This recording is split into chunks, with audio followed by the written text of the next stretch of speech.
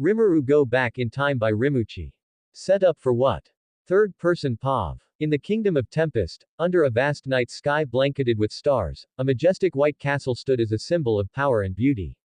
Inside, in the king's office, a grand and elegantly decorated room, several of his fiancés were gathered, awaiting his return. However, it was not the king who arrived, but a sudden, brilliant glow that appeared on the floor, forming a magical circle. The circle pulsed with an ethereal light, and within moments, two women emerged as the spell faded away. Welcome back, Rain-chan. Shizu greeted warmly, stepping forward with a smile. Welcome back, Rain, another woman echoed, her face lighting up with happiness. Rain nodded, smiling brightly at the familiar faces. Thank you. It's good to be back here, she replied, her eyes gleaming as she looked around the room, taking in the comfort of being back among friends. Soka, one of the fiancés, tilted her head curiously toward the unfamiliar face next to Rain. So, who's this? She asked, her tone friendly yet inquisitive. The newcomer, visibly a little shy, gave a polite bow. Hello. My name is Kaguli. Nice to meet all of you. Rain gestured to Kaguli, introducing her to the group. Everyone, this is Kaguli. And these, Rain said, gesturing around the room, are all the fiancés of RIMURU-sama. Shuna stepped forward, her expression warm but a bit puzzled. Not to be rude, but, why is she here? Rain took a seat, folding her hands as she replied. Well, according to RIMURU-sama, Kaguli here is one of his, destined ones. He, kind of, seduced her until she couldn't say no, Rain added with a playful grin. At this revelation, Kaguli's cheeks flushed a deep shade of red. The other women exchanged glances, a mix of shock, curiosity, and mild embarrassment spreading through the room. What did RIMURU-sama do to her? Goblina asked, eyes widening. She immediately took Kaguli's hands, her gaze intense. Tell us what he did, every single word he said, every move he made. Don't skip any details. The other women leaned in, curiosity piqued as Kaguli stammered, too embarrassed to respond. Shizu quickly intervened, waving her hands to calm everyone. Girls, let's introduce ourselves first, okay? We can talk about everything else after that. Internally, however, Shizu's mind was racing. RIMURU-san seduced her until she couldn't say no. Is that really true? I don't even know myself. RIMURU-san, how many women do you want? I swear, if you seduce another one, I'll make sure you make it up to me in a very hard way. The introductions began, each fiancé stepping forward in turn. I'm Shizu Izawa, soon to be Rimuru's second wife, Shizu said with a gentle smile, giving Kaguli a reassuring nod. I'm Rain, but you already know me, Rain said with a smirk, her eyes twinkling. I'm Soka. Nice to meet you, Kaguli, Soka added cheerfully, giving a small wave. I'm Goblina. It's lovely to meet you as well, Goblina said, her voice friendly. Hi, I'm Gabwa. A pleasure to meet you. Gabwa said, her tone full of enthusiasm. And I'm Shuna. Let's get along, Kaguli-chan, Shuna said with a warm nod, her voice kind and inviting. Lastly, Xian stepped forward. I'm Xian. Nice to meet you, she said, her expression serious but kind. After introductions, Soka glanced around, noting a missing presence. There's one more fiancé, but she's not here right now. Kaguli looked a bit surprised. Another. Who might that be? That would be Demon Lord Frey, Goblina replied. Kaguli's eyes widened. Wait, Demon Lord. You mean the Harpy Queen? She's one of his fiancés too? She asked, her voice laced with disbelief. Yes, Shuna confirmed with a smile. And now, you're one of his fiancés as well. Kaguli's face turned an even deeper shade of red, her gaze shifting to the floor as she processed the surprising news. She took a breath, trying to wrap her head around this revelation. After a pause, Kaguli glanced up again. Wait, is there another fiancé? Or am I the last one? Rain chuckled, her eyes dancing with mischief. Actually, yes, there's one more. She's RIMURU-sama's very first wife. Kaguli blinked in astonishment. Oh, where is she? Well, she's away at the moment, Shizu explained. RIMURU-san gave her an important task, so she's been off on that for some time now. Kaguli looked thoughtful, trying to imagine the first wife of such a powerful figure as Rimuru. The conversation, filled with laughter and questions, continued on, the women forming a warm circle of support around Kaguli. Author's note: if you're wondering why Kaguli didn't mention anything about the Falmouth invasion or Yuki, It's because, before leaving her with the others, Yuki sealed her memories regarding their plans and other details. Even she being a former demon lord, he grew suspicious of her and, to be cautious, discussed his concerns with the moderate Harlequin alliance using telepathy. Terre, Footman, and Laplace all agreed to his plan. Sadly, Kleiman left out. And yes, I know you're wondering why I didn't write out that whole backstory. Honestly, I'm too lazy. Okay. Don't bully me, just enjoy the story. Closing curly bracket. Fries Pav. It's been 2 or 3 days since Milim and I arrived in Kleiman's domain.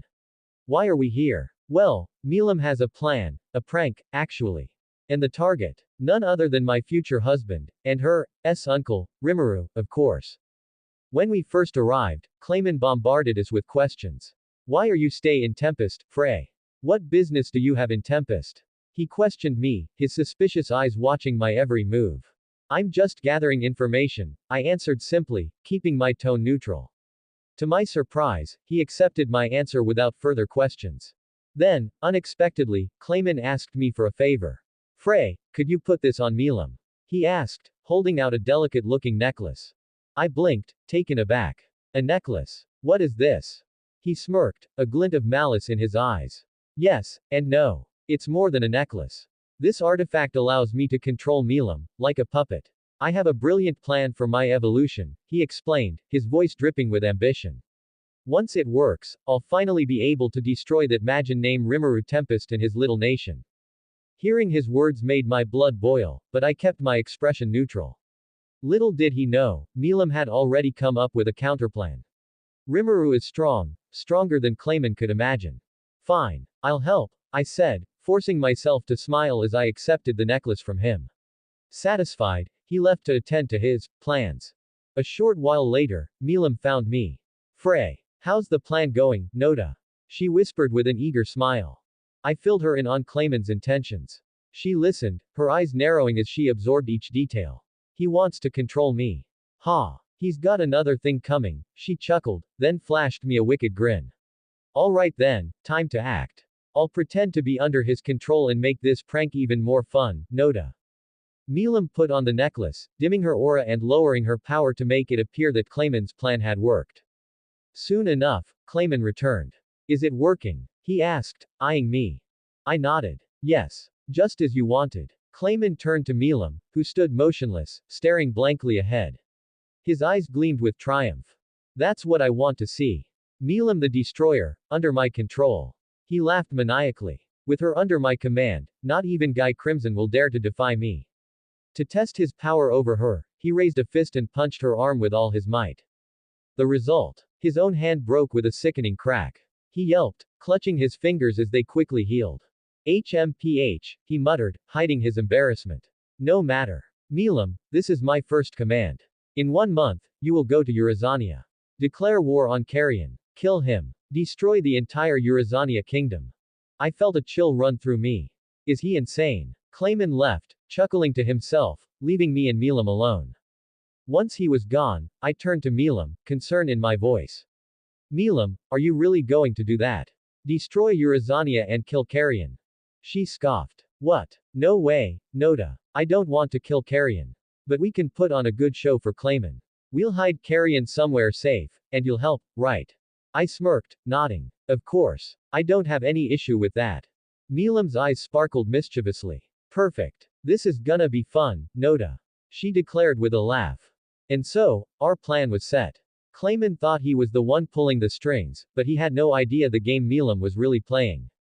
Certainly. Here's an enhanced version of your story from Yuki's point of view, with improved grammar, added details, and expanded dialogue. Yuki's POV. I am Yuki Kagarazaka, the guild master of the Free Guild. Right now, I'm sitting in my office, surrounded by my loyal subordinates, Laplace, Footman, and Tyr. They've been crucial to my operations, especially in gathering information and executing my plans. But lately, something unusual has happened. I have a strange feeling about Kagali. Boss, are you saying the president's been acting weird? Footman asked, his tone a mix of curiosity and concern. I nodded. Yes. It's strange. She's been displaying an unusual amount of strength, almost as if someone's controlling her. But I used my skills to investigate.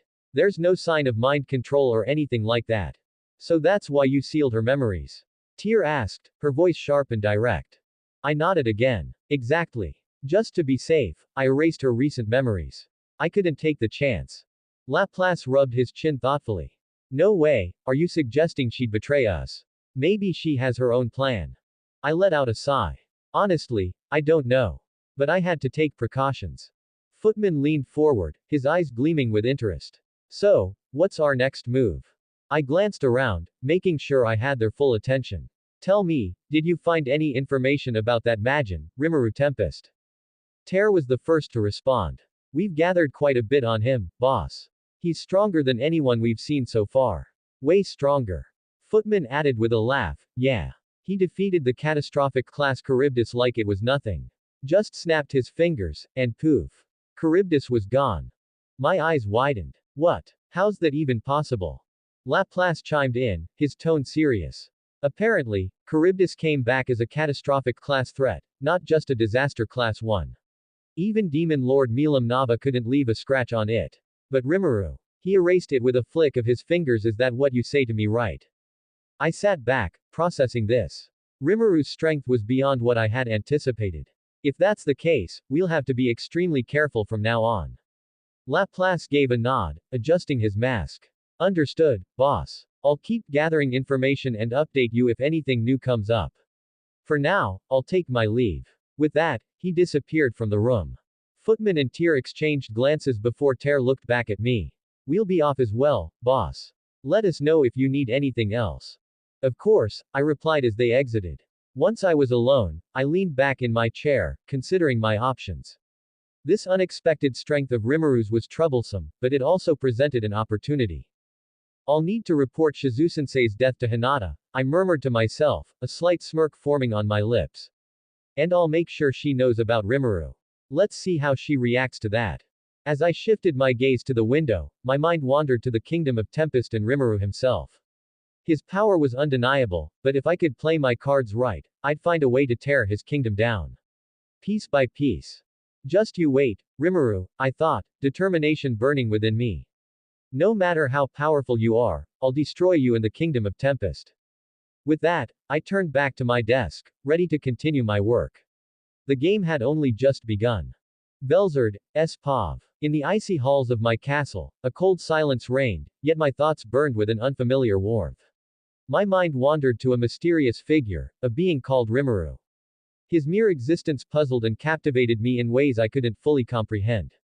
RIMURU had done something truly bold. He'd overridden Rain's name, a name given by one of the strongest demon lords, one whose strength nearly matched my own as the second strongest true dragon. And yet, this being claimed to be a true dragon himself, born from the very void. Not a sibling of mine, no, but there was something that drew me to him, something I couldn't ignore. I pressed a hand to my chest as I thought of him. The steady beat of my heart quickened, and a strange heat filled my cheeks. Glancing at my reflection in the icy mirror, I saw a faint blush coloring my face. Am I blushing? I murmured in disbelief. It was impossible to deny that RIMURU was handsome. His long hair, a mesmerizing blend of blue and silver, flowed like a river of starlight. And those golden eyes, they were captivating, piercing, almost as if they could see through to my very soul. His gaze reminded me so much of my brother Veldanava's, whose eyes held the same sense of boundless understanding. And those horns atop his head, dragon horns, like Veldanava's, yet with an allure all his own. Just thinking about him sent a warmth flooding through me, and my blush deepened. I shook my head, confused. Why was this happening? Why did he, of all people, make me feel this way? I turned abruptly. Misery. I called, my voice ringing through the quiet of the castle. Moments later, Misery entered the room, bowing as she approached. Yes, Velzard-sama. She asked, her voice calm and respectful. I tried to steady my own voice, hoping my inner turmoil wasn't evident. Bring me some tea, Misery, I requested, keeping my tone as composed as possible. Misery bowed again and left. As I waited, my thoughts drifted back to RIMURU. I could almost imagine him standing before me, his golden eyes meeting mine with that calm, mysterious expression. How would he look if I stepped closer, if I could reach out to touch his face? Would he smile, perhaps, or would he remain unreadable as ever? The thought stirred something deep within me, and my face grew even warmer. Misery returned with a delicate cup of steaming tea, placing it beside me. I took a slow sip, hoping the tea would calm my racing heart, yet it did nothing to quiet the feelings that RIMURU stirred within me. Misery, I began, my voice softer, almost thoughtful. What do you think of Rain's new master? I hear he's given her the freedom to live as she wishes, to make her own choices. I glanced at Misery, curious to hear her perspective. Misery hesitated, a contemplative look crossing her face. If I'm to be honest, Velzard-sama, I think I'd be honored to serve him. But somehow, I feel such a thing could never come to pass. I tilted my head, intrigued. And why is that? If you truly desire it, then perhaps it's within reach. I paused, studying her. Why not go to Tempest and see for yourself? Who knows what might happen? There's no need to rush. We have all the time we need. She nodded slowly, her expression softening. You're right, Velzard-sama. I'll give it some thought. Thank you. I watched her as she left, my gaze thoughtful. Perhaps Misery wasn't the only one drawn to that place. The longing I felt wasn't merely for Tempest, it was for him. There was something about RIMURU that called to me, something that went beyond mere curiosity. Why did I feel this way? I had never known such emotions before, never felt my heart ache with such strange yearning. It was both thrilling and frightening, yet somehow, I didn't want it to stop. My thoughts drifted further. What would he say if he saw me like this? Would he notice the faint blush on my cheeks? Would he see through my composed facade and realize the effect he had on me? The very thought of being near him made my heart race. I sighed, a soft, wistful sound, and set down my tea. Perhaps rest would calm these unsettling thoughts. Rising from my chair, I made my way to my room, hoping the solitude would bring me peace. Yet, even as I lay down, my heart refused to quiet. This feeling, it was something I needed to understand, something that lingered in the depths of my soul, waiting to be revealed. Someday, I vowed, I would confront this feeling. Someday, I would stand before RIMURU and discover what this strange longing meant.